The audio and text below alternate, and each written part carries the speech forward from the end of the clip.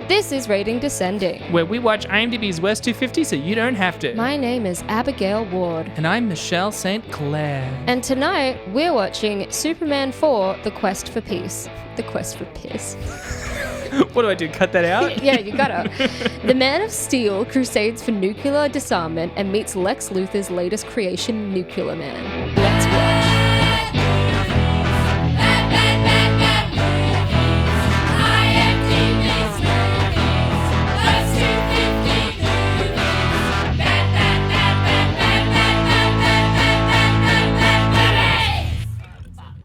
Michelle.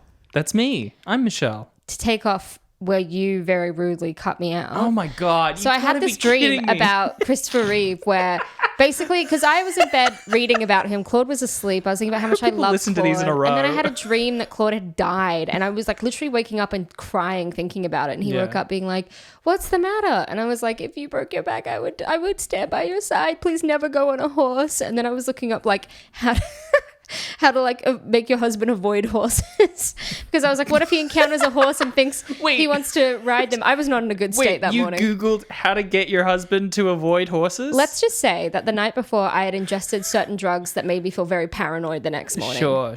And my caffeine. Thinking still wasn't straight. Yeah. Caffeine. That's right. Yeah. And big in the morning, coffee girl. My brain still wasn't computing. So I was just looking up like how dangerous a horse is, how to keep my husband away from a horse.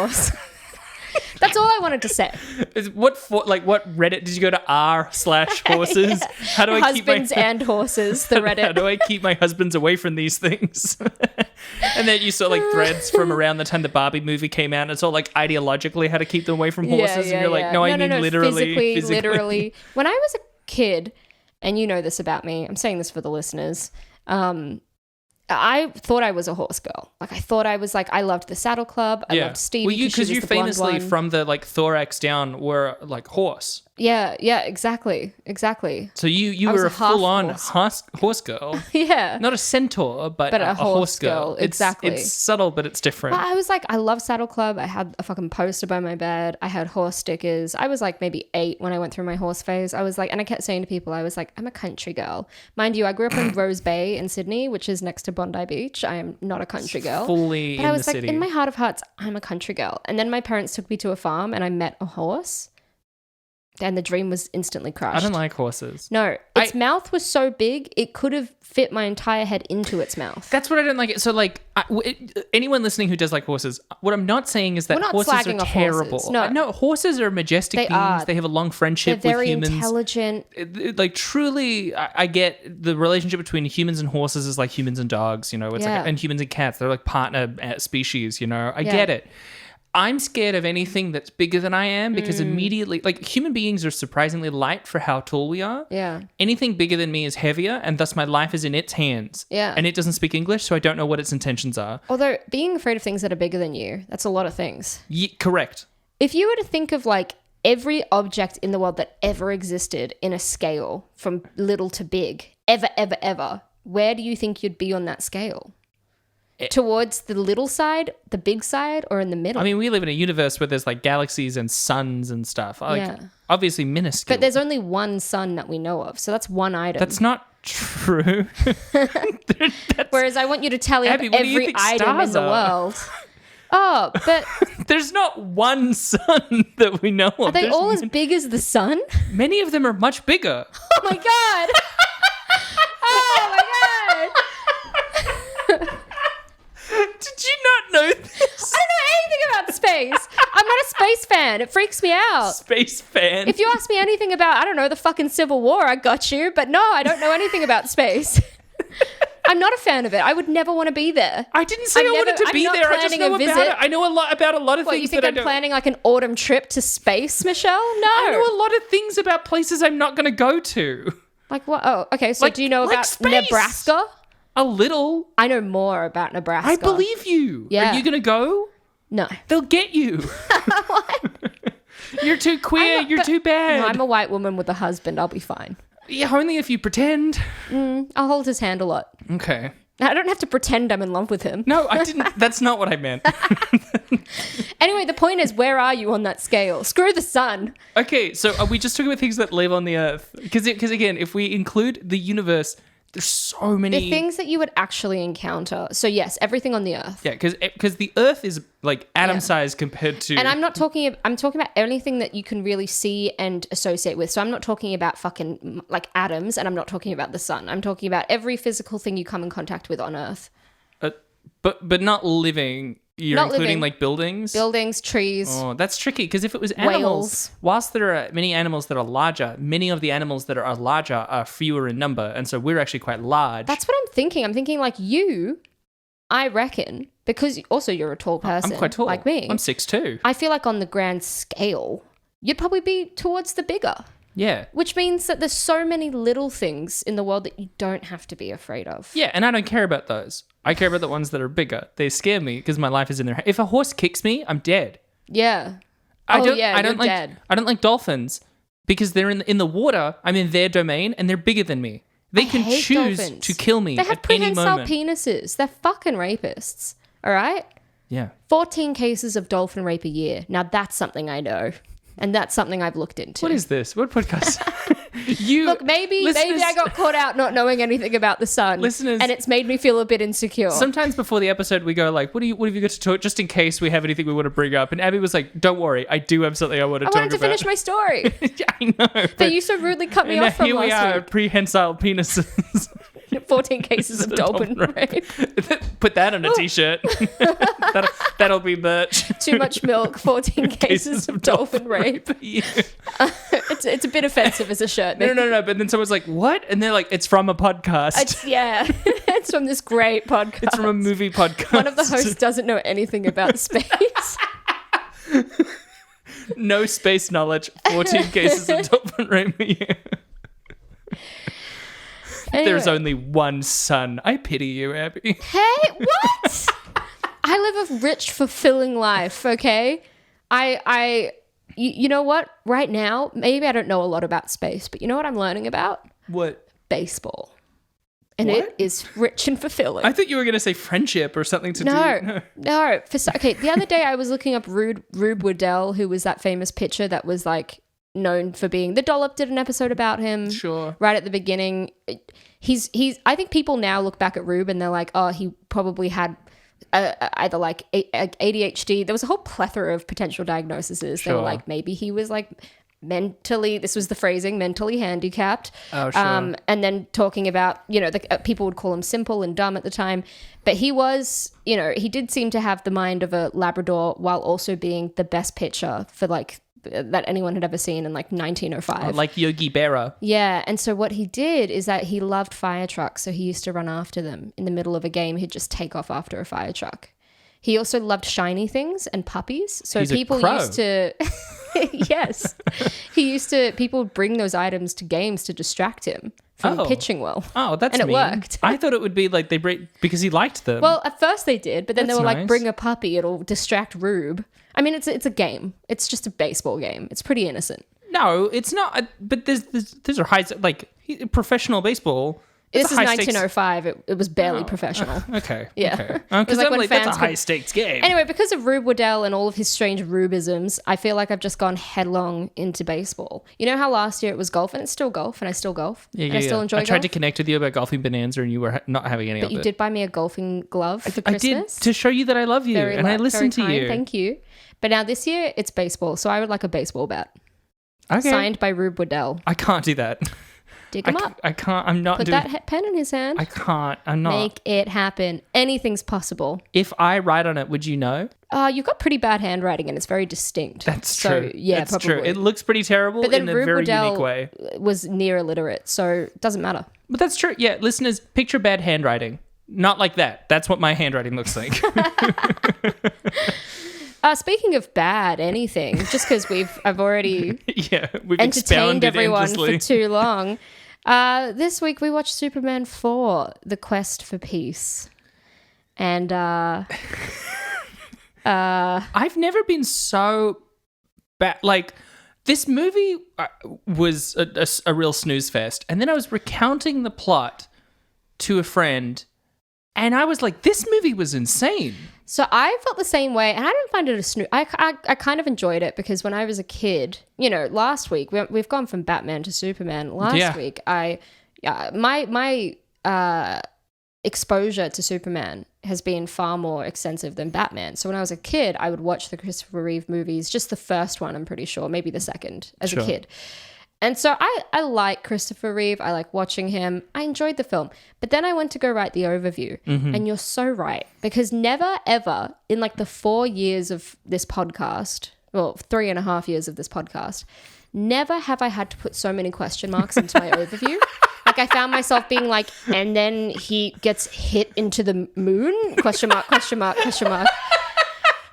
So yeah, I know exactly what you're talking about. This movie's like 90 minutes and 20 minutes of it is Superman sort of like cheating openly on Lois Lane, doing a sitcom bit of the simultaneous date. Yeah, although he never at any point seems to like Lacey back. Yeah, I know, but why go on a date? That's still like, if Claude went on a date with someone else. I'd be pissed off. And then he was like, no, but I didn't like her. I'd be like, well, I trust you, honey. That's terrible. Nothing amiss here. That's awful. How does she not know as well? How does Lois Lane not know? She does know though, right? I mean, we need to talk about it after the overview. Sure. But what were your overall impressions of the film? You think it's a snooze fest? I thought it was okay, but it was fucking nuts. It's called The Quest for Peace, and Superman achieves world peace like 30 minutes in, and that's not what the movie's about. And then the moral at the end is he decides that he should not have solved the Cold War. And only humans can solve the Cold War. Actually, nuclear weapons were a good idea, and he should not have solved the Cold War. Because, and I quote, good fights evil. Terrible. Terrible, awful, maybe the worst take on the Cold War I've ever heard in my life. Well, here's my question to you, Michelle. Have you seen the 1978 Superman? Not since I was a kid. I was originally planning on rewatching it, and then I've just been so fucking swamped with work. I got them. I just didn't get to watch them in one. So fair. I mean, they are fun. From memory, I really liked them as a kid. Doesn't mean that my judgment was correct. I wasn't the most discerning kid in the world. But I really enjoyed them. I enjoyed Christopher Reeve. And I remember the second one pretty vividly as well. I think they were... they come hand in hand, they were filmed at the same time. And I do know that the second one is also famous for studio interference, and that's why like the Donna cut is is legendary in film skipping ahead, all right? We'll get to that. Okay, sorry. Yeah. It's called foreshadowing, sweaty. Get used to it. It's very ominous. It's very ominous. Very ominous. Yeah, so I loved those films, but I didn't even know they got up to a fourth one, to be honest, until this. Because this was after Supergirl, right? Well, yes. Supergirl was 84. Yeah. This was 87. And Supergirl is considered the fourth of the 5 films within the series in the 80s. I mean, I'll launch into some key details because I do want to talk about the film as quickly as possible. Like, not as quickly as... I want to get into it. I'm not trying to skate past it. Whoa. I mean, I could go back to talking about horses. No. I think we should get into the... Rube Waddell. Well, here's some key details for you. This film, Superman 4, was directed by Sidney J. Furie and written by Lawrence Connor. Name. I know. And Mark Rosenthal. But the story in particular, is notable because the story was partly created by Christopher Reeve.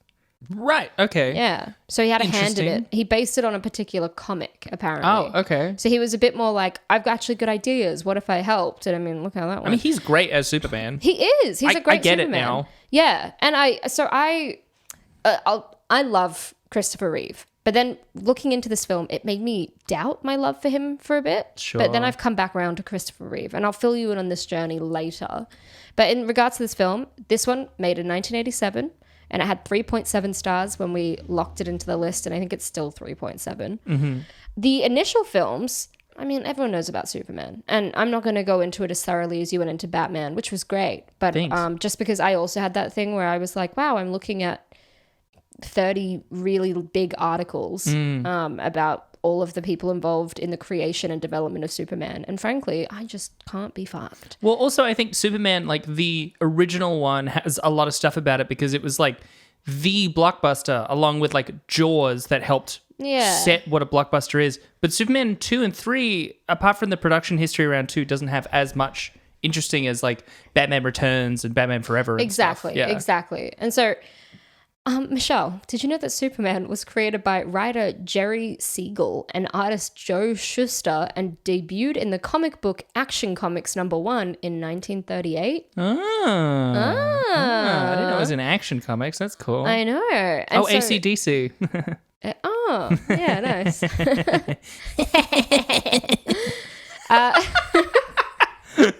Superman from 1978 was directed by Richard Donner, and that came out to very good reviews. Of the Donner Party. He has a company with his wife called like the Donner Company, I think. And I was like, come on, you had an opportunity and you missed it. Well, I think he's skating real close to a line as well. Yeah, he's probably also completely aware of the opportunity and went, no, thank you. Yeah, he's like, I don't know if this is good PR. No.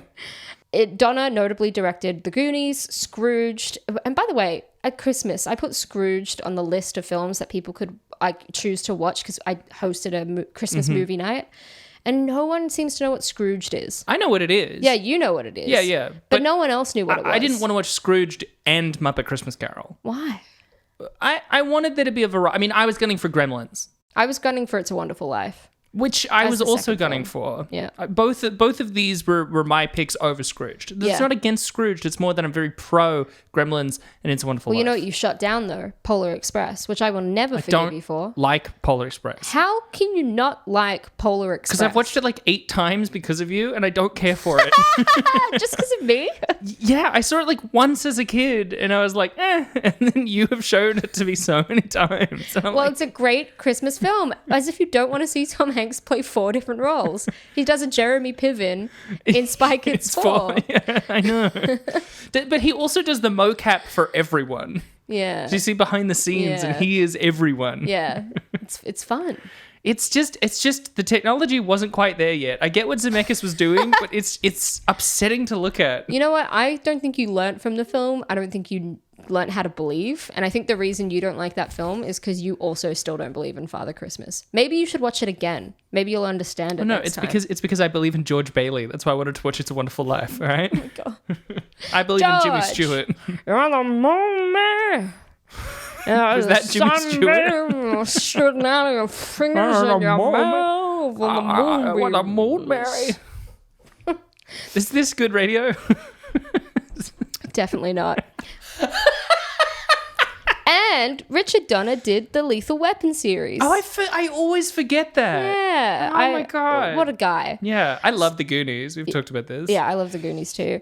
And so Superman 2 came out in 1980. And as I said, it was shot at the same time as Superman 1, which means it was shot by Richard Donner. Uh-huh. And then there was an infamous thing where the production people fired him and brought on a new director because of them butting heads. Yeah. And so Richard Donner lost the project that he had been working on and had already shot. I didn't realize that was what happened. Jesus. Yeah, Richard Lester came in to complete it and ended up having to do a couple of reshoots to make it more his vision. Well, here's what it says here. It says, tensions rose between original director Richard Donner and the producers in which a decision was made to stop filming the sequel, of which 75% had already been completed, and finish the first film. Following the release of Superman in December 1978, Donner was controversially fired as a director, which is odd because the film did really well. It was praised, it got quite good acclaim, and people that worked with Donner were like, he was fantastic. All of the cast and crew loved him and were like, they were really devastated when they found out.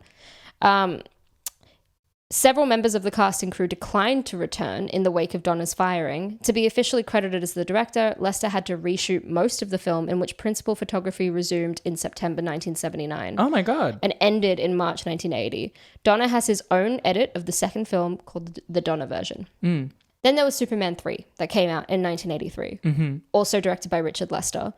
Although the film recouped the budget of $39 million, it proved less successful than the first 2 Superman films, both financially and critically. I mean, also, $39 million in 83 is enormous. Yeah, Holy shit. Yeah. While harsh criticism focused on the film's comedic and campy tone, which sounds great to me, as well as on the casting and performance of Richard Pryor. Oh, right. The special effects and Christopher Reeve's performance as Superman were praised. But it starts getting wonky, essentially. And people seem to hate Superman 3. Right. Then we have Supergirl, 1984, which is considered the 4th installment. And then we've got Superman 4, Here We Are Now. Wow. Our film of the week. That's a cool little rundown. Thanks. Yeah. Thanks. That's Now, a clap. I'm not fapping. Are you fapping? I'm not fapping. Here are my hands. It so much. Where's the other one? Here are my hands. Where's the other one? Nowhere. It's not doing anything. Is it reaching around into your ass? No. Fuck. No. Here's the overview. And again, I'm sorry about the rising inflection at the end of each fucking sentence. You'll understand why. Clark Kent and Lois Lane, who work for the Daily Planet newspaper, meet tabloid tycoon David Warfield and his daughter Lacey. Perry White is fired and Lacey is hired as editor of the paper. She soon forms a crush on Clark. After tensions over a nuclear war with Russia, Superman announces before the UN that he will rid the world of nuclear weapons. Also, I love how when he announces it, he doesn't explain how. He doesn't. He says it, everyone claps, and he walks off. It mostly involves, as far as I can tell, both countries choosing to fire the weapons into space, which he then guides slightly further out into space. Yeah. Lex Luthor breaks out of prison thanks to his nephew Lenny. They develop a superhuman named Nuclear Man. I have to skate over a lot as to how they invented the Nuclear Man, by the way. Yeah, it seemed to be genetic material that is fish skin. It's like a hair as well that they had to stick to. Well, didn't he have some silvery thing that looked like fish skin? And then it was a big ball of energy. They put it in the nuclear warhead. It's kind of implied to be Lex's genetic material. Yeah, because he's meant to be like his dad. Yeah. So they make Nuclear Man. Who needs sunlight to survive. Nuclear Man tries to throw the Statue of Liberty onto some people, ? But Superman saves the day, getting clawed by Nuclear Man in the process. I love Nuclear Man's little camp nails that shoot out of his fingers. Yeah. They look like just silver metallic press-on nails. Superman is infected by radiation sickness and loses his cape when kicked really far. Wait, could you find... Is that... He gets kicked by Nuclear Man, and he's just spinning in one just shot. Cuts to the next scene, and everyone's like, "Where's Superman?" Well, then it just cuts to his cape falling by itself, Kind and then of everyone's like, he's kicked "Superman's into dead." Okay. Well, wait, did you find, is that part of Superman that he is weak to radiation? Because Lex seemed to already know that this would happen. I don't know. Okay. I don't know enough about the Superman lore. There's too much of it. If it was kryptonite, I would be like, that makes sense. But it's radiation, and I just didn't know that was a thing. Frankly, I don't care. Sure. Okay. Yeah. Continue. Sorry. With Metropolis thinking Superman died, ? Lois professes her love for Superman to Clark. Clark heals himself with a Kryptonian energy module. Which is not kryptonite, but glows green exactly like kryptonite, right? Well, it's an energy module, Michelle. What else do you need to know? I'll just say it here.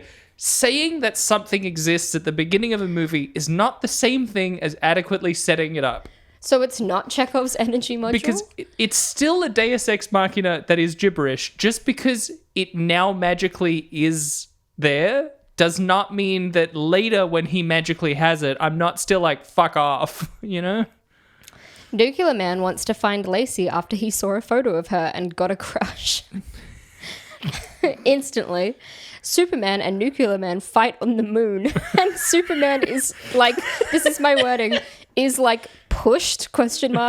Into the moon's surface, ? Yeah. It's like he's kind of knocked out or paralyzed, and then he starts beating Superman by the shoulder down into the crust of the moon, and then pushes some dirt over stuffed into the moon. Like string cheese into the crust of a pizza, you know? That's not how they put cheese in pizza. They don't beat it by the shoulder. They don't down. make a pizza with a hole in it and then shove cheese in. They fold the pizza dough around Michelle, the cheese. I've had a lot of stuffed pizza. I think I know how it's made. Sorry. All right? Sorry, I shouldn't tell you how the cheese pizza's made. I even make it at home. That's how obsessed I am. And I really do just stuff it. That's crazy. Your technique is terrible. Nuclear Man abducts Lacey, so when Superman frees himself from the moon, which seems incredibly easy and very instant. Yeah.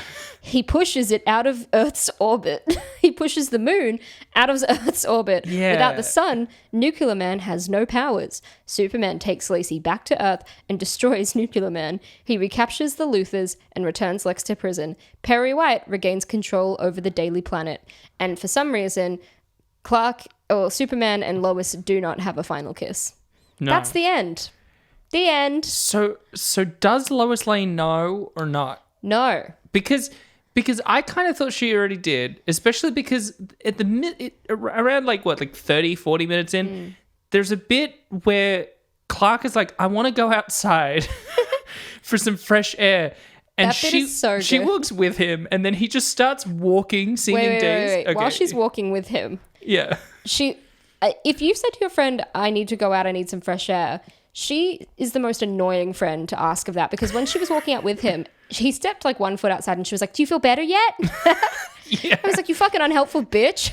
But he just keeps walking and looking really distressed, and then clearly is going to go over the side, and she runs up to him saying, things aren't that bad, Clark. She doesn't even run up to him. They're hand in hand, arm in arm the whole time. And she's like, what? What's going on? Things aren't that bad. What are you doing, Clark? No! But I love things aren't that bad. Yeah, so things aren't that bad. He drags her off. She's falling, and then suddenly he's Superman. Yeah. I don't know how. I was like, oh, so she does know. Well, she knows when he's Superman. And then at the end of that, at the end of the sequence together where they're kissing and he says he loves her, he goes and she loses her memory. And she can't remember that Clark is Superman again. But why? I did not care to know. Okay. That's my tagline this episode. I do not care to know. That's it. Was it 14 cases of dolphin rape per year? I do not care to know is on the back. I think, there's a lot of franchises we have to explore, and Superman is so never-ending as a franchise. I can't be fucked digging into it. Yeah, because I'm sure the answer's in the previous film. They go film. on a romantic thing, and then they fly together. And then she lands, and she acts as if she has a concussion. She's like, what? What just happened? And Clark walks from inside, and she's like, what just happened? I'm like, you walked off the side of the building with him, and then he turned into Superman. I think the idea is that when he's Superman, he can be with her, and she then won't remember. But saying that, there's plenty of other times that he's Superman with her, and she remembers. She fully remembers. Why? I do not want to know. Hey, listeners, do not email us at ratingdescending@gmail.com about this. I don't want to know the answer. Frankly, I do not care to find out. Because that's baffling, but I'm like, okay, so she doesn't know, especially in the whole like sitcom. Oh, he's got 2 dates at the same time, but they're both in the same fucking room. And so he's just constantly running out of the room and then flying around the building. Yeah. But then the bit where he's sick, she's like, Superman is missing. I know who to go to as well because Clark isn't here. Suspicious that they're both gone. Goes over to his house where he is so sick and unwell. From the radiation sickness. And she starts talking to him about Superman in what can only be described as a clear, thinly veiled speech to inspire Clark. Do you think so, though? I think the vibe I got. The vibe I got is that she's truly still unaware. But she delivers the speech like in a fantasy movie when a character reveals that they're a god or something. Like they're just like, I know more than I'm letting on, but I'm really trying to inspire you. No, it feels more like I'm going to unknowingly perk you up and give you the sucker that you need to get this done because I still don't know that. Why did she start talking about Superman? Because she loves him. And she thinks Clark he's dead. Is sick. Well, she thinks he's dead. She's like, everyone's saying Superman's dead, but I just know that he's not. And something brought me here to you. I know. It's just he's like fully throwing up. He looks like he's gonna die. Yeah. I don't know. If I was like that sick and then someone came over and they just started talking about like their love interest, I'd be like, sure, but I'm really sick, man. I've seen I don't you need that this. sick one time. And it was the day I got engaged. It was. Quite famously. It was the day after my birthday. And I'd had some birthday drinks. It wasn't a massive affair. Like, I think me and Claude and 2 other friends were the latest to stay up. And we went to sleep by like 2 or 3. You retired early. You didn't drink too much. You had maybe 4 drinks. And then in the morning when I came out, you were lying face first on just on the carpet, stomach on the carpet, hands out, legs out. And I thought you were just kind of doing I feel hungover bit. So I was like, oh, Michelle, man, hope you're holding up, buddy. Went back to my room. And then an hour later, as we were preparing to leave so Claude could propose to me, which I did not know, you texted me asking me to come to the bathroom. And when I came to the bathroom, you were in like child's pose, knickers down, and you looked so grey. I thought you were dead, and you were crying, and you'd been vomiting, and you were like, I'm so sick. Yeah. And there was this bit where I put you into bed and I put you in the recovery position, gave you water, gave you medicine, waited an hour to see how you were, and I popped back in. I was like, Michelle? And there was like no response, and I crept in and I grabbed your head to bring your face up to mine, and you kind of looked at me, and in that moment I was like, she's dying. She's like a child with polio on their deathbed. The response of what you did to that, by the way, was to do nothing. What do you mean? What did you do after that? Well, I literally let you keep sleep. What else could I do? Because you were like, I thought you were sleeping. Yeah, okay. What did you want me to do? It sounded like I needed to go to a hospital. But you didn't, did you? Because you ended up sleeping, and then we were like, I guess you just had a really bad hangover. Yeah, but the whole meanwhile, Claude is like, but I think she's okay now. We really got to go.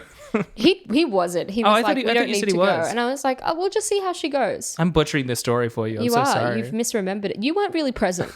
Yeah, so I wasn't really there for the story. I think I remember what happened that day a bit better than you. This is not a story that I participate in.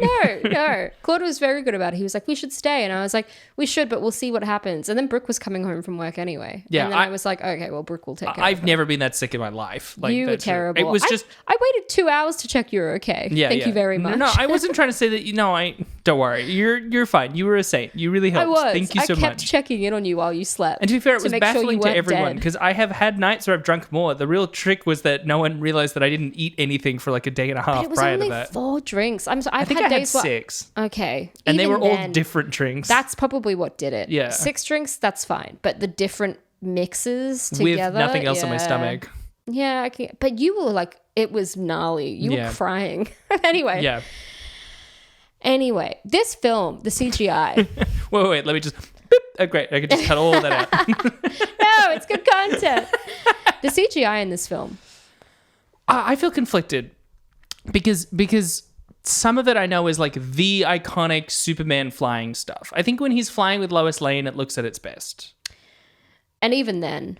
Yeah. It's notably still worse than it was 7 years prior. They just didn't have the budget for the CGI. Yeah, that's true. So, like, true. the flying effects in the first one, obviously they look green screened, but they're more believable. There's been more time and effort put in to make them actually gel together. Christopher Reeve in a fucking harness and this green screen. There's a bit where he's fighting Nuclear Man, who I kept writing down as Evil Sun Superman. Yeah. Because he really seems to just... That's all I could understand. I'm like, so he's made of the sun and he's evil. Also, he keeps being described as being made of the sun, but he's made of nuclear energy. But that's because Lex is like, the sun is a nuclear reactor, which I guess is kind of true. Hey, notably, I don't know much about the sun. So you think there's only one? There's only one, and I don't think it's a nuclear reactor. Try me. What do you think it is? Not a nuclear reactor. That's not what something is. That's what it isn't. What do you think it is? Probably like a big... like a light bulb? No, a big orb of pineapple jelly wibble wobbling when you get closer to it. With a fire in the middle. Yeah, but it's also on fire on the outside. Oh, sure. But the core of it is pineapple jelly. Yeah. Oh, so I had it in reverse. I thought it was a fire in the middle with pineapple jelly at the outside. Wrong way. It's pineapple jelly on the inside, fire on the outside. Yeah. So the sun will go out once the fire reaches the center, right? It was once all pineapple jelly and it's just slowly melting inwards. But God's already brewing up another batch of raspberry jelly this time. The next sun's going to be cool. It's going to be red? Yeah. That's going to be so scary. No, it'll be pretty. No, it'll be scary. It'll be pretty. We walk around, there'll be this red light over everything. Yeah, but then the sky will be green. It's horrifying. What? Everything's topsy-turvy in the next world. If I'm walking around and there's a red light on everything and the sky's green, that's terrible. That's so upsetting. Well, that's a whole other... Okay, that's offensive because that's someone's whole world. Okay? No, it isn't. Yeah, it is. Hypothetically, it's the next civilization's world and you're shitting on it. Okay. They might come back and find these tapes in our blue-skied, yellow-sunned world. Yeah. Talking about how shit it would be to have a red sun and a green sky, and they're going to be fucking crying. You know what? And you know what they would say? What? Blue sky, yellow sun. That sounds terrifying. It's terrible. That's I don't terrible. even like That's pineapple awful. jelly. And I'd be like, I get it. That's not what you like. That's not what you're I'm into. just saying, some people might have sensitivities. Just because you're okay with it doesn't mean they'll be okay with it. I don't have to appeal to every single person's sensitivity. Some people just suck. You know, like, I'm fine with offending the listeners that we have now, but it's the listeners in the next civilization that I'm really careful of. I can excuse offending our current listeners. I don't want to be cancelled in a billion years by the next civilization. So it's in a billion years, the sun will go out and be replaced by a red sun. yes, the raspberry jelly sun. Which will, of course, make the sky green, as we all know. Yeah. It's because it will be reflecting off of the acid pools. You're introducing a whole... Where did those come from? Well, if the sky's blue because it reflects the ocean, then the sky is green because it not why reflects the sky is acid blue. pool. Yes, it is. That's why the ocean's blue. Oh, yeah. Also, where did the acid pools come from? Okay, Michelle, we need to start again because all the listeners will know that I don't understand how both the sky, the ocean, and the sun work. This is Rating Dissenting. Even that tired. I'm just dumb. It's not. Don't worry, listeners, don't worry. None of it is that we're overtired or overworked. Abby's just like this. But if you ask me about Shergar the horse or Rube Waddell or a US Civil War general, I'm all over Your it. knowledge is selective but in depth. Yeah. It's just you have these big blind spots. Claude often jokes that if I was a man, I'd be insufferable. Yeah, I actually agree with that. Because my interests are just so like, Claude is always like, you have the interests of an autistic man. Yeah, but like you an do. Autistic, like 60-year-old man. You're a 60-year-old dad. Yeah. Who is autistic. Yeah. Struggles to say I love you to his kids. But instead, you're just a bisexual woman with ADHD. I still think about those Civil War logs. $18,000. Oh, they're a real log. They're a real wood log with shrapnel in it. Yeah. Just for $18,000, it could be mine. Now, conversely, you're asking me, like, how does the sun work? I don't know what the ocean is. No, I don't care to know. I don't think you're listening. I'm not asking. I just got it wrong, but I do not care to be corrected. Sorry. Conversely, I all the time am like, Abby, how does this thing work? And it's like a social interaction. I'm like, how do I talk to people? If someone wants me to talk to them, what would I say? But you don't really ask me that often. I just offer you unsolicited advice. That's true. I guess I don't ask because you just offer it. I ask Gaiden because otherwise he wouldn't offer it. Yeah, whereas I'm more forthright and rude. That's true. Like, you're not doing it right. Sometimes I ask Gaiden in front of you and you just belittle me. Well, I can't deny it. Got me backed up in a corner. You think I'm not going to start lashing out at you, Michelle? But you belittle me in a loving way. Yes, like a big sister would. Yeah. I mean, I'm older, but yeah. Yeah. And taller. Yeah. Yeah. So I'm bigger. And yet. Damn it. She fucking got me. We got to talk about this movie. We got to talk about the movie. Yeah. I'll CGI cut sucked. all of that. CGI sucked, man. Yeah. I would like you to cut the bit about me not understanding the sun and the sea. Well, okay. Do you understand? I don't. Do you understand that it's strange to me when what's her name? Lacey. When I don't think this movie understands how space works because I was like at the beginning when the cosmonaut gets like fucking thwacked by a satellite, and I was like, oh, I didn't realize Superman didn't have to breathe. Yeah. When he saves the cosmonaut. Also, I mean, they open the thing. There's no depressurization or anything. Yeah. Later, There's Lacey, a lot of people ranting about that in the goof section. Okay, great, because Lacey gets taken into space and she's fine.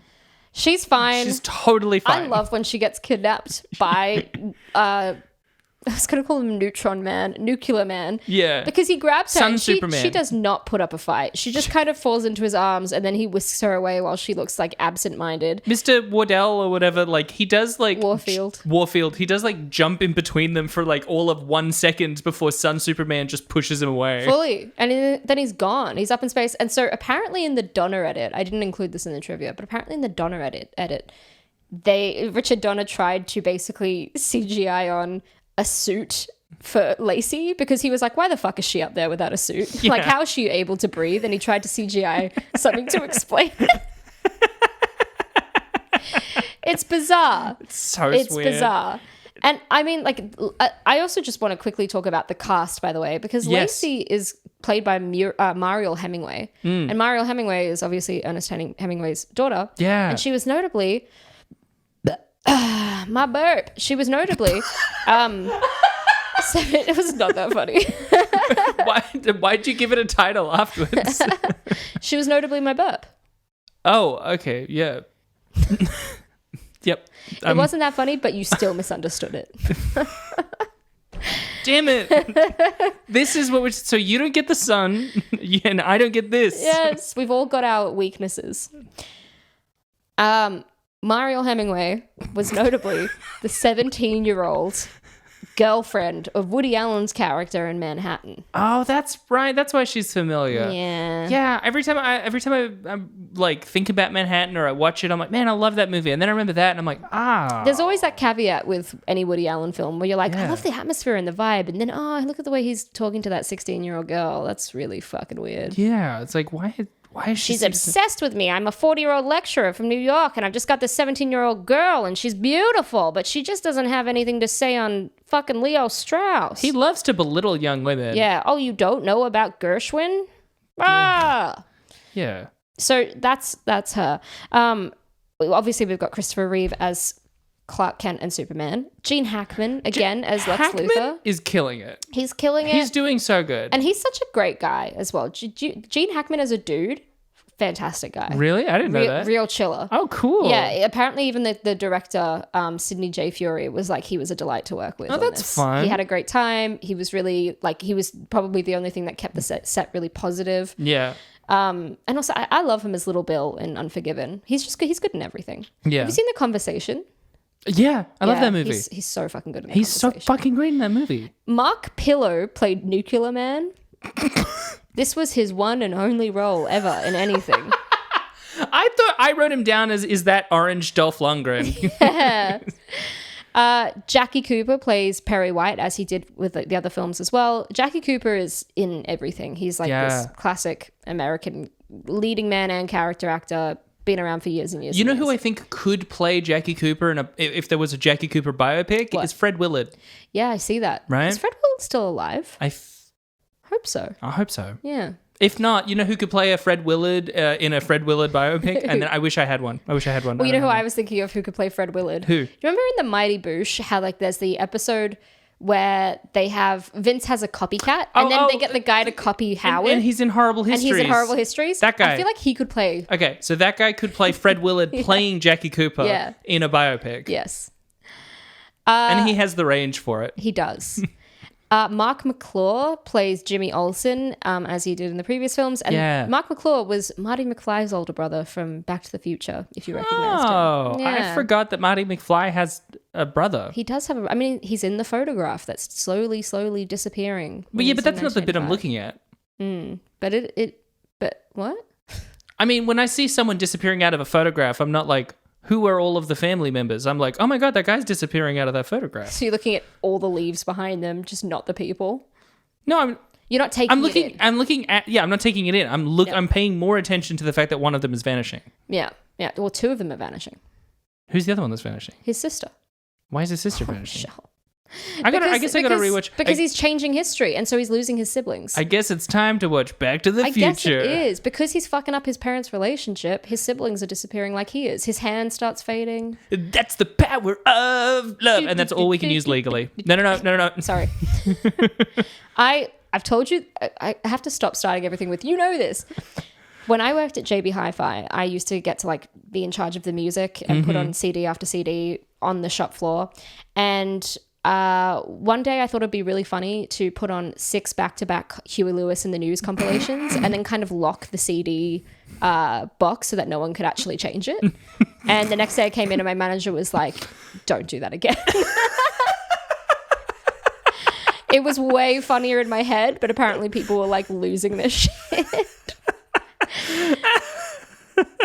It had John Cryer playing Lenny Luthor. Yes. As the nephew of Lex. He gives my favorite line delivery in the whole thing just towards the beginning, because he gets rid of the guards by tricking them into sitting in his car, and then he has an RC remote control like for an RC car kind of one, and he just closes the windows and doors and then drives it off a cliff. Yeah.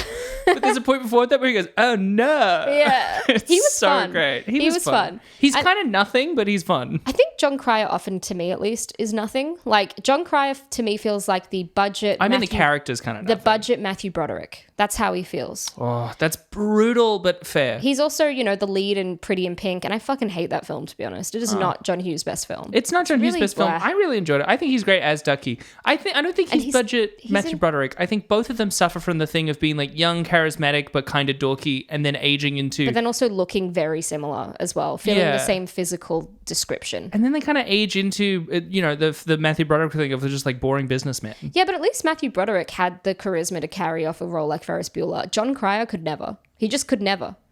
Sure. Couldn't have done it. I mean, he did Ducky. Yeah, Ducky was a loser. That was the point. Well... He wasn't a Ferris Bueller type. He was like her loser best friend. Sure. I mean, yeah. Is Ferris Bueller actually cool? Yeah. Okay. Yeah. He's like the coolest guy in school. Is he? Yeah. Why is he friends with Cameron? Well, Cameron, I guess the childhood best friends. But there's that bit where he's calling school and everyone's like, oh my God, is Ferris on the line? That's true. Hi, Yeah, Ferris. they all How like him. are you? He's a total jock. Well, yeah, you're right. But Ducky's the kind of guy who's like, when you're an adult, you realize he's one of the cooler guys there. I liked Ducky in Pretty in Pink. I don't need to explain myself to you. Well, the problem is John Cryer also then went on to do 2.5 Men, which plagued free-to-air TV for our entire childhoods growing up. And so you couldn't escape him. Yeah. And the terrible laugh tracks So much. that came It's why across with it's him. so bizarre watching young John Cryer, and I'm like, oh my God, he had Riz. Yeah, and then he had to sell his soul for 2.5 Men. And look, I get it. With the paychecks that big, that's fine. You do you. But oh my God. Charlie, come to bed. I don't know if I could handle being like a decade of everyone going like, oh my God, Charlie Sheen and the kid are so good in that. And being John Cryer being like, yeah. I'm the straight guy. Huh, yeah, okay. Well, when you say it like that, I have a lot more empathy for him. Yeah, I feel bad. Then we've got Sam Wanamaker, who plays David Warfield. Yeah. Sam Wanamaker, I fucking love him. Also, he's the father of Zoe Wanamaker. Who is great. Best voice in the biz, in my opinion. She plays Ariadne Oliver in Poirot. I fucking love that bitch. And then you've got Margot Kidder, who plays Lois Lane, and she plays she played Lois Lane in every film. Yeah, so she what plays I like, every Lois. Unlike Batman, there was not that many inconsistencies with the cast. People kept coming back. I mean, Hackman's great. And by the way, I will say, I love Gene Hackman. We talked about the conversation. We could talk about, I mentioned the French Connection all the time. Really, I know him best as General Mandible from Ants. Oh. That's the general from Ants. No way. Yeah, that's why every time I see him, there's a bit of me that's like, is that Gene Hackman? And then I'm like, it's the voice. Why do I recognize Ants? Ants. Every time I'm like wondering, who is that? It's Ants. I should watch Ants again. It's been too long. I don't know if it holds up that much, but it's Really? but it's fun. It's fun. Is Ants the one that's better or worse than Bug's Life? What a controversial question. I think A Bug's Life is the better movie. I think the political messaging of Ants is stronger because this is what we've talked about on this very podcast. A Bug's Life is about defending the monarchy from a fascist takeover, right? Because the crickets are coming in and they're like, we gotta stop the Kevin Spacey crickets, just like the Me Too movement. We gotta stop the Kevin Spacey crickets from taking over, and in place we will retain the power of the Queen. Ants is about a deconstruction of the monarchy in the face of a military coup, right? And so the princess joins the revolution in stopping the military coup that does in fact occur as their natural home and environment is destroyed. It's as an actual movie, I don't know, it's a little washy. Its second act gets a little boring. Whereas A Bug's Life is a better movie. I think it's a better movie. Interesting. Thank you for the analysis. Yeah. Very in depth. I saw Ants a lot. It was one of the 6 VHS tapes that my dad had at his house. Nice. And then lastly, I just wanted to point out, did you notice a very young Jim Broadbent? I did. That was fucked. Doing a Russian voice as one of the 3 generals that he's talking to. I've never seen that man not have grey hair. I know. It's bizarre. And he pulled the one face that Jim Broadbent does when he looks kind of confused. Well, it makes him look kind of confused, but he's not playing confused. Oh, what an actor. I do He's feel great. like he is the best British character actor, and when he dies, it will be devastating. Yeah. I'm not one to have a parasocial relationship, but you can bet that I talk to Jim Broadbent every night in my dreams. I think it'll be one of those nice times on Twitter where then a bunch of people, sometimes when something that happens, then everyone just shares clips of their favorite moments of that person. Or people are like, I worked with Jim back in 2005 and he was such a great guy. That'll like when be nice. Alan Rickman died and everyone was like, what a champ. What a champ. What a guy. Yeah. I mean, in terms of like the actual CGI for this film as well, just like the flying sequences, they always cracked me up. There was so much about the fight sequences with the nuclear man on the moon, with Superman and his fighting. I feel like it was so camp and yet so boring at the same time. So flat. Like, the most entertainment I got was from my favorite sequence after Superman is born, after Nuclear Man is born, just in space, sort of loosely. He just sort of emerges from himself. Yeah. He insists upon himself. Well, he was created by the sun. Sort of. That's what Superman says. Yeah, but he also was created by a nuke, right? And and also by a fucking strand of hair. Also, like, how did no country detect that a nuke was fired off? Why were they not like, what the fuck is going on? Just, Michelle, sit in the ignorance is bliss space with me, okay? We don't need to know. Because then he returns and talks to Gene Hackman, who he then lights Gene Hackman's cigarette. And Gene Hackman turns around and says the power of sun has given him internally generated heat. And then we see a reverse shot to see what he's looking at, and no one else is there. Yeah. He delivers it like he's talking to someone. Yeah. He's not talking to anyone. Yeah. And then he just says that he's his father. And then Nuclear Man goes, I am the father now. And we haven't even talked about how he's played by Mark Pillow, but voiced by Gene Hackman doing a deep voice. There was so many ADRs that was so weird in this film as well. Now that you mentioned, do you remember that bit where the kid's in class, Jeremy's in class looking out the window, and the teacher asks him a question and they ADR the 2 lines of dialogue he says afterwards, but it's really jarring. It's really like, jarring. Well, I can't even do it. I can't even. Don't scream into the microphone. Ow! Sorry. Hurt my real ears. Don't. Abby!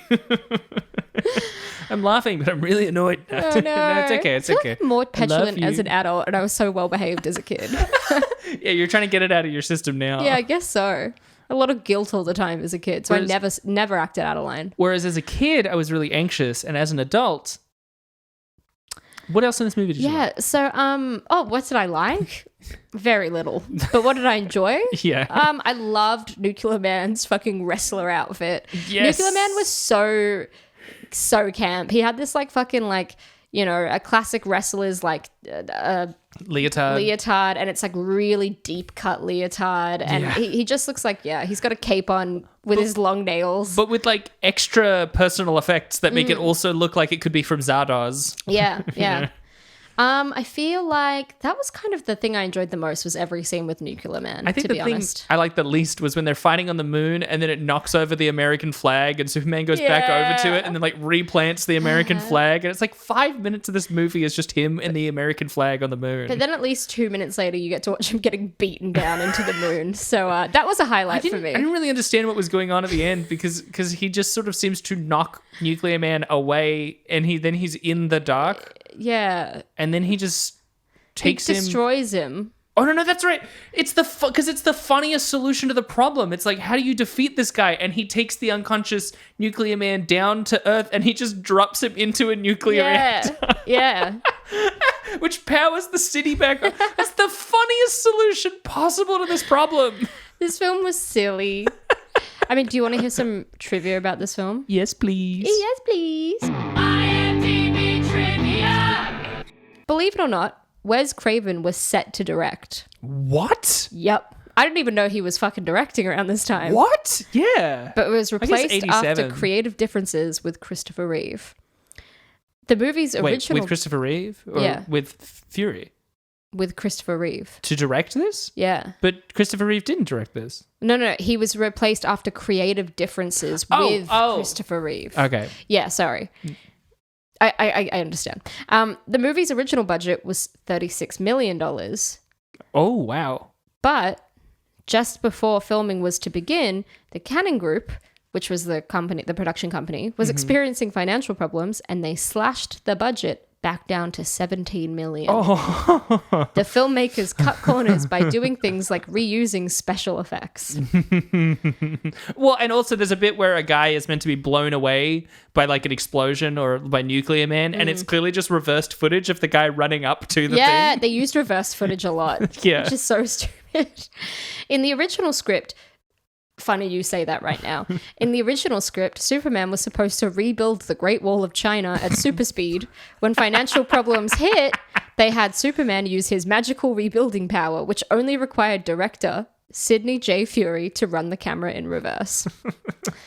So apparently, notoriously with this film, it was originally 134 minutes, and then they cut out a good 45 minutes of it, my God. down to 90 minutes. How is it still this slow? I know, but then the producers considered using the deleted footage as the groundwork for a fifth film, which sounds so harrowing to me. Like, the idea of, like, you're on this film and you're like, great, so when do we start? And it's like, well, actually, we're just going to use scraps from the last film and then we'll try and make something out of it. And you're like, it's literally sloppy fifths. Yeah, sloppy fifths. It's terrible. John Cryer later said of this film, they ran out of film financing before it was done. They had to cut together an incomplete movie. There's effects shots that don't make any sense. There's huge scenes missing. I swear, in the original script, it made more sense. Poor John Cryer. This is what I feel bad for the guy. Yeah, yeah. With the advent of the internet, the film has been a subject of fan re-edits. Oh. Fans took upon themselves to redo the film's special effects and plot inconsistencies. Wow. Which is very sweet. That's kind of cool. In Christopher Reeve's autobiography, Still Me, he only refers to Superman 4 in this one sentence. The less said about Superman 4, the better. He wrote that it was a catastrophe from start to finish, that the failure was a huge blow to my career. He's publicly regretted it in numerous interviews, and the failure of this film and switching channels, which came out in 1988, made Christopher Reeve take a 4-year hiatus from film acting. Oh my God. Not appearing on screen again until Noises Off in 1992. Oh my God. Have you seen Noises Off? No, I haven't. It's based on like a play, and it is so fucking good. It's got Carol Burnett, and the whole idea is that like it's these moving rooms within a house. It's really slapstick, but really smart. That's cool. It's really well done. It's very Carol physical. Burnett's great with smart slapstick. Exactly. So it's actually a really good film. And I remember Christopher Reeve was a real standout in it, so he needed that break. And also, according to Margot Kidder, who played Lois, she and Christopher Reeve did not get along during filming. Kidder states that Reeve's ego was inflated because he co-wrote the story. And then also I read that he didn't get along with Sidney J. Furie either. They would clash non-stop. Yeah. And so I was like, what the fuck? Because I always had this idea that Christopher Reeve was a really nice dude, but everything I read about the trivia was he was really difficult.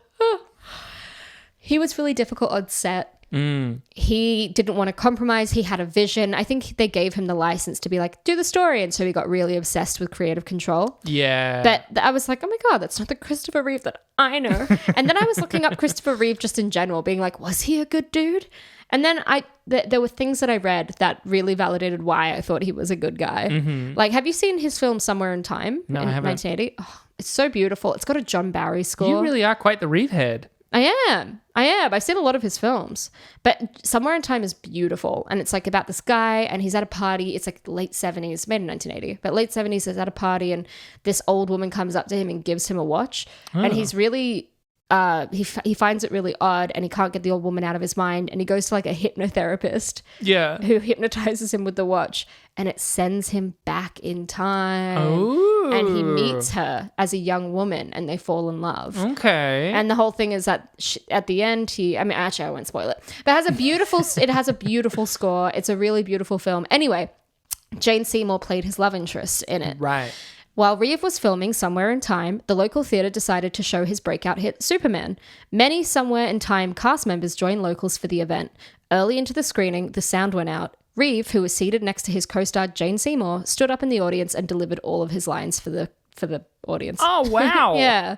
Also, at the height of his popularity as Superman, a group of children who recognized him in a park purposefully threw their frisbee over a fence and then asked him to fly after it.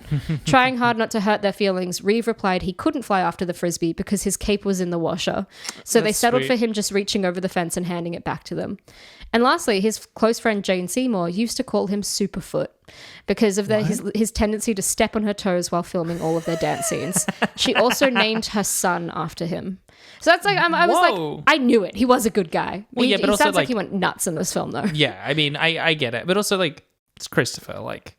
It might be after him, but it's like that's also like a No, she said she did. No, I know. It's just like I don't know. If I had I have a really common name. I guess I would still be honored if someone named their child Michelle after me specifically. I guess it's like there's a chance that if Christopher Reeves wasn't there, the kid would still be called Christopher, you know? I don't know. I'm pretty sure, I'll double check, but I'm pretty sure I read that the kid's middle name is Reeve. It's like Christopher Reeve so Seymour. It's like fully named after. Yeah, like fully named after. Well, They were really, really close. I take it back. Then that's really named after someone. That's really named after someone. Oh, maybe if I have a kid, I'll name their middle name after you.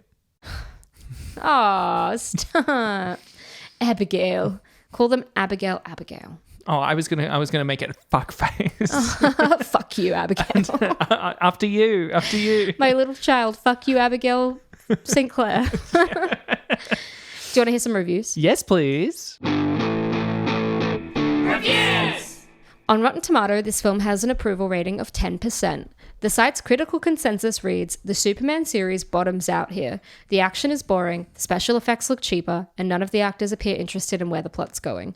It received a poor review by Janet Maslin of the New York Times, although she wrote that Kidder's portrayal of Lois Lane was sexy and earnest, which I found funny because I didn't find it that sexy. Oh, I found it. She's beautiful. I found it earnest, and I guess she's beautiful. She's gorgeous, but I didn't find her sexy. I thought she was to be honest, she spent the whole time telling Lacey, he's not into you. She kept saying to Lacey, like, Clark would never go for a girl like you. And then being like, he's not going to notice your dress. It felt bitchy. Anyway, it fared no better with Variety. The Washington Post described it as more sluggish than a funeral barge, cheaper than a sale at Kmart. It's a nerd. It's a shame. It's Superman 4. Several critics disliked the special effects. Here's a review left by Zach69 in 2007. It's a 10 out of 10 review called The Best Superman Movie Ever. And then 4 exclamation points. I love Christopher Reeve. Same. I loved the first 3 Superman movies. Superman 4 was the best because of one reason. Christopher Reeve. Oh. He wrote the story himself. It was great to see Gene Hackman reprise his role as Lex Luthor. The villain Nuclear Man was kind of lame though. Lol. They should have either casted Smallville's Tom Welling as Clark Kent, Superman in Superman Returns, instead of Brandon Ruth, who bears no resemblance to Reeve whatsoever. So this clearly came out in 2006 when Superman came back to the big screen. Yeah. Chris will always be remembered, especially after seeing him not only on 2 episodes of Smallville, but Annette O'Toole, who plays Martha Kent on the show, played Lana Lang in Superman 3. Yeehaw! Oh my God. All capitals for a long time. Even though he is dead, he will always be Superman! See this movie, but skip Superman Returns. Watch Smallville, 10 out of 10. Clearly that kid was 11. I love you, Zach, 69. Here's a review left by... I think they were older than 11 if their name is Zach 69. Michelle? What? Oh my God. Can you just hang on for a second? Okay, I can. Something immense has happened here. Okay. Something's coming back to mind. I'm remembering something. No. I feel like back in the day, we encountered someone that left reviews and he was under the name Bevo. Yeah. Bevo 13678. Yeah. I've written down one of his reviews and I'm pretty sure we've encountered this guy before many times. I remember there was someone who it was something like coincidentally 2 weeks in a row had both pulled reviews for the same guy. I feel like it was Bevo. I swear that was Bevo. He's done so many. Everything gets 10 out of 10. What the fuck? No wonder we've encountered him before. I think it is. I think it's Bevo. We've encountered him before. Let's just assume this is the universe where it is Bevo 13678 because I swear to God it is. I swear to God. I think it has to be. I mean, I would love to confirm, but honestly, there's so many reviews. I think I would need a while listeners, please confirm it to us. Please confirm it to us, please. Bevo 13678. Please tell us if that's the guy. Well, this review I left was the best one of the lot, 10 out of 10 by Bevo 13678. I love this movie, especially Superman's quest for peace. That was the best bit. 10 out of 10. And then here's a review. Wait. I found it in my notes. Oh my God. I literally just looked up Bevo. Oh my God. We've encountered him a lot. Yeah, I think we've talked about him extensively. Bevo 13678. Episode 190, The Next Karate Kid. Bevo 13678. Grease 2. Yes. Bevo 13678, episode 188, Critters 3. Bevo 13678, 112, Holy Speed 2, Cruise Control. shit. Bevo 13678, 092, The Fog. Holy fuck. Bevo is an all-star. Bevo is the true all-star. Holy shit. Oh my God. We need to reach out to Bevo. We need to reach out to Bevo. That's 5 episodes from just my notes here, which isn't even, I don't think that is every episode. Exactly, because I've encountered him before, so there must be numerous of mine. And I changed format around Home Alone 3 of how I store my notes. Holy shit. Oh my God. Okay. That's so much Bevo. So much Bevo. Oh, serendipitous. Well, not really. He leaves a lot of 10-star reviews.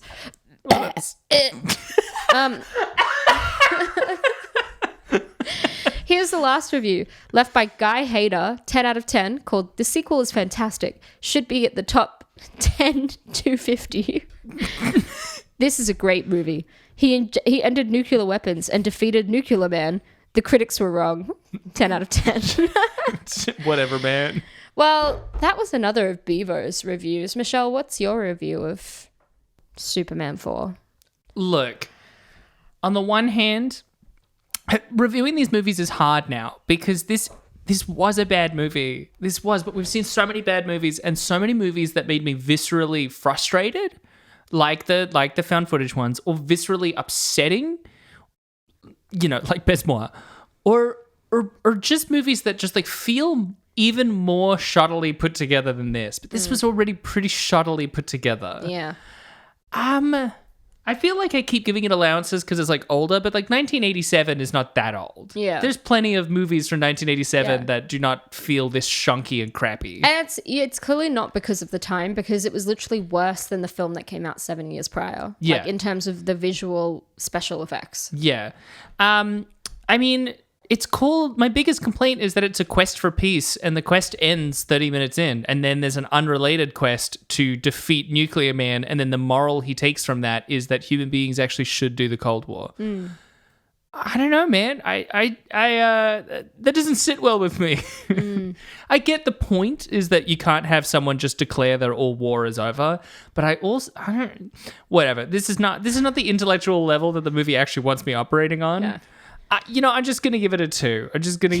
I guess it is a full movie, and I wish it was more interesting for how absolutely bananas this plot was. 2.2 because the point 2 is Gene Hackman. I'm so with you in that, like, I'm so disappointed by how much more fun this could have been and how boring it was in comparison. Yeah. What brings it up maybe a few points for me was literally just Nuclear Man being like a camp little fucking wrestler in his little leotard with like long claws. So for that alone, I'll give it a 2.3. Yeah, as well. okay. Just similar. So Gene Hackman plus leotard is your score. Yeah. Yeah. Well, guys. Hey. You got this. Hi. You got this, baby doll. Guess what we're on? We're on social media. Wow. Oh, we're That's on so fucking hot. I know. We're on Twitter or X at Rate Descend Pod. We're on TikTok at Rating Descending. Or you can email us at ratingdescending@gmail.com. It really makes a difference. Or, you could find us on our own socials. You can find me on Twitter and Instagram at Michelle.St. You can find me on Letterboxd now at M. St. Clair. Also, you can find the web series No Ordinary Love on YouTube at No Ordinary Love. You could find Unerased on Instagram at -18youth or on TikTok at unerased.tv. Or you could now watch the trailer for Shippers on YouTube and Instagram at shippers.tv. And you can't find me anywhere. I'm not on social media, but you can find us on YouTube now under Rating Descending as well, which is very exciting. Or, once you've done all that, why don't you leave us a review? You're like, these women are pretty funny. I like what they have to do. Even if you're mild on it, go like, you know what? I think young upstarts like this deserve a review. Even if they don't know what the sun is. Even if one of them don't know. Hey, don't drag me into this. Let's own it together. Let's both take accountability for my shortcomings. All right, hold my hand. Psych! I know what the sun is, bitch. Well, that was fucking Superman 4. What, Michelle, what the fuck are we watching next week? Next week we're watching Jaws 3D. Oh, dude, Yeah. you've watched that so many. Even I've never seen it, but I know how much you've seen it. I've also seen Jaws The Revenge, because famously my mum once tried to buy me Jaws because I'd never seen it, and instead she went to the supermarket, she saw a 3-pack of Jaws. It was not in fact Jaws 1, 2, and 3. It was Jaws sequel pack, so it had Jaws 2, 3, and 4. Fucking hell. It was another 8 years before I watched Jaws 1. Well, I can't get your 3D glasses on. I guess. That's what we're ending on? Yeah.